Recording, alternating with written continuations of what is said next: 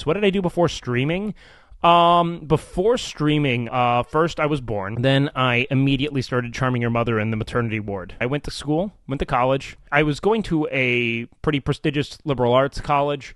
I transferred to go to an in-state school after my mother passed so I could be closer to home and help deal with a lot of the long-form labor of, like, clearing out an estate and things of that nature, because my dad had passed prior, right? So I am like a newfound orphan at 19, kind of trying to figure out how to get rid of all of our shit and navigate her debt and things of that nature. So I relocated to be a little closer to family, get what needed to get situated. So I came back home. I transferred colleges. When I had finished all of the degree requirements at this new university, I applied to graduate, and they were like, oh, no. We need to verify the, like, validity of your pre-existing requirements from your previous institution. And so to do so, you have to go and find fucking curriculum from 5 years ago through professors who might not even work at the school anymore and present that curriculum to a council of elders at this university, and they will then verify whether or not your credits substantiate the requirements we have for our institution. And I was like, okay, so this kind of sounds like a weird bureaucratic shakedown designed to keep me in this, like, interminable loop of paying for more courses. Isn't that something you do when you transfer?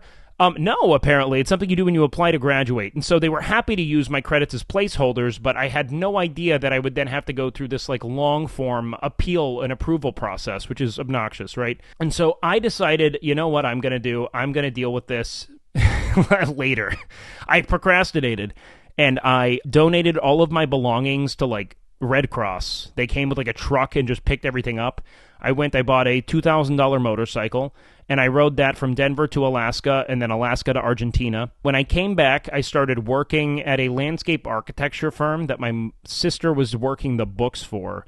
And so I just did manual labor for about a year, which was, frankly, maybe the single most peaceful and fulfilling period of my life to date. As someone who came from, I think, like, the perils of subjectivity, if that makes any sense. Like, I worked in creative disciplines. My entire degree was based in self-expression and, like, presenting something that's, like, true to the soul and being like, do you like this? And then being like, no, I think that there needs to be a sex scene here. And you're like, fuck, okay, I'll fucking ruin myself then. You know, for the first time ever, there are just these very clear, well-delineated objectives for the day. You'd spend all day just laboring diligently, listening to podcasts, talking with your friends, and then at the end, you could look at it and be like, holy shit, I made this. And then you go home, and you're tired, and you're hungry, and you just play video games, hang out with people you love. I was going on a lot of dates at the time, and so it was really fun. I was kind of fetishized for it. It was really weird.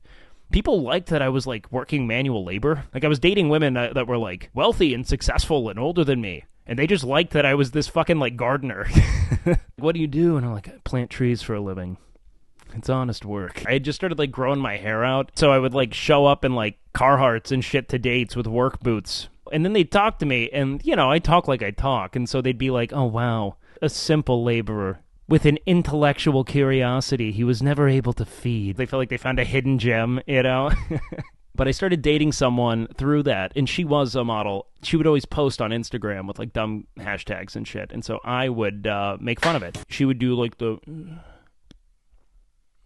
poses, and so I would post that, and I would mock the hashtags, like model, male model, stuff like that. And then I got discovered by a modeling agency through those hashtags. I modeled and acted for a stretch, which was fun. Becoming an actor was something I was quite good at, and I definitely felt a great deal of gravity towards. Like, I really did yearn for it. It was a magnetic kind of concept to me. It's the same thing that kind of brought me to streaming once I discovered it, was that I can commodify and be paid to explore my curiosities. While I might not be able to be like a doctor and a fireman and, like, a secret agent in this life, you know, I could certainly get to pretend to be that, and that was sufficient, you know? I could explore my curiosities professionally, and I felt that to be really cool. Little did I know, what would ultimately happen is that I would be like the shitty boyfriend to the romantic interest or something, because you can't be taller than everyone and the hero of the story. I look like the villain, but I sound like the underdog. It was a very weird casting debacle. So when COVID hit, I moved on into working actually with my buddy Kyle, who was the videographer for Camp Canute. He was a fitness photographer at the time. And I moved into actually tagging along with him on those shoots as a videographer. Through that, I ended up working alongside a lot of the world's best bodybuilders. And I just kind of, through osmosis and active inquiry and curiosity, absorb a lot of pretty like arcane wisdom when it comes to the human body and how to really optimize it.